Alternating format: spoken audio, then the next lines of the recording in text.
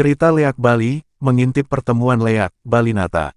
Kehidupan di alam perleakan juga mirip dengan yang ada di dunia manusia. Menurut penuturan orang-orang yang pernah berkecimpung di dunia itu, mereka para leak juga mempunyai perkumpulan dan sekali-sekali mengadakan pertemuan, bahasa kerennya meeting, untuk membicarakan berbagai hal. Biasanya topik yang dibahas seputar ilmu yang baru atau kemungkinan akan terjadi perang leak, siat peteng, dan diakhiri dengan membayar utang piutang di antara para leak. Sebut saja namanya Ketut A, sekarang berprofesi sebagai pemangku di salah satu pura di Jabodetabek, mengisahkan kepada penulis pengalaman yang ngintip yang namanya Paruman pertemuan leak waktu beliau masih muda. Ketut A mempunyai sifat yang agak jahil, usil, suka menggoda, ngerjain teman-temannya sewaktu muda.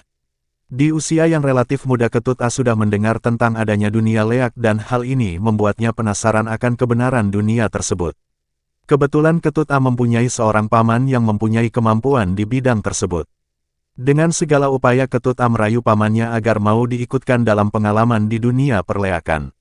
Akhirnya pamannya menyanggupi dengan syarat Ketut A mematuhi segala perintah pamannya. Dengan tanpa berpikir panjang Ketut A pun menyanggupi persyaratan tersebut. Suatu hari sebelum Kajeng Kliwon, pamannya mengajak Ketut A untuk pergi ke suatu pura, nama pura dirahasiakan, yang berada di puncak perbukitan. Dengan sangat bersemangat Ketut A ikut langkah pamannya tersebut dan berangkatlah mereka ke sana. Mereka tiba sore hari pura tersebut dan melihat keadaan tempat itu berada di puncak perbukitan yang banyak ditumbuhi pepohonan. Ada balai pertemuan, semacam balai banjar, di Madya Mandala pura tersebut. Pura itu mempunyai arsitektur yang kuno menambah suasana magis. Pamannya mengajak Ketut A untuk melakukan persembahyangan untuk memohon keselamatan sebelum melakukan aksinya. Ketut A sendiri masih menebak-nebak karena belum dikasih tahu pamannya tentang hal yang akan dilakukan di pura tersebut.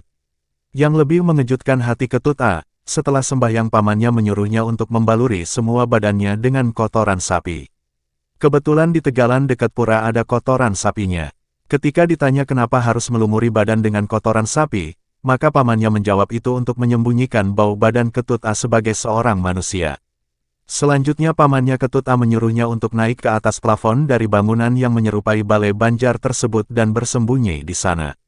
Setelah Ketut A mengambil posisi sembunyi, maka pamannya Ketut A meninggalkannya di sana sendirian, dengan berpesan apapun yang terjadi, jangan pernah turun dari plafon tersebut sampai pagi hari. Sendirian si Ketut bersembunyi di atas plafon, dia agak bete juga karena suasana gelap dan dikerubutin nyamuk, apalagi badannya dilumuri oleh kotoran sapi. Setelah kira-kira jam 11 malam si Ketut bersembunyi, tiba-tiba terdengar suara langkah-langkah yang sangat berat, bumi bagai bergetar karena langkah tersebut. Si Ketut penasaran, tapi mengingat pesan pamannya dia dengan tabah bersembunyi dan tidak berani bergerak.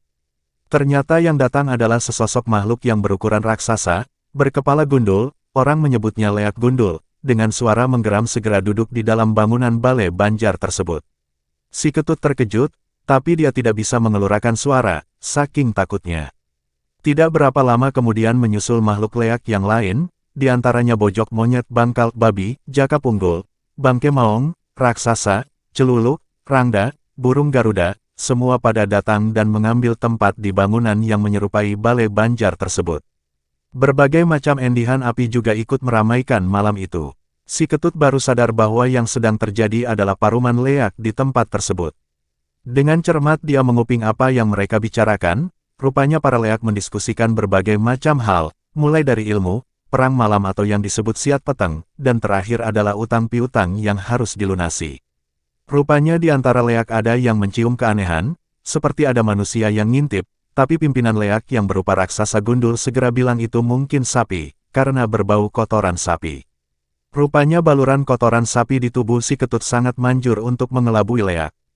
Pas lagi rame-ramenya para leak berdiskusi, maka si Ketut A yang pada dasarnya iseng dan jahil dengan sengaja mendorong talenan, alas untuk mencincang sayur, bumbu, daging, yang berdiameter sekitar 50 cm dan dijatuhkan dari atas.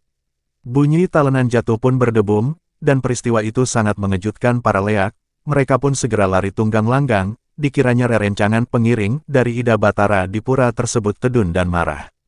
Saking tergesa-gesanya mereka, maka buku tempat catatan semua kegiatan perkumpulan leak pun tertinggal di tempat itu. Setelah situasi sepi, si Ketut segera turun dan tertawa terpingkal-pingkal, dia pun langsung mengambil buku tersebut dan ngacir pulang ke rumah.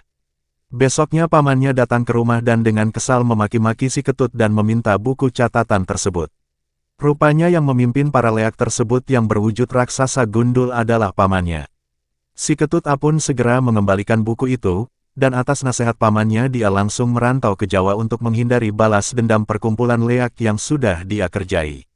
Mangku Ketut menceritakan kisah ini dengan tertawa, mengingat bahwa betapa jahilnya dia waktu mudanya.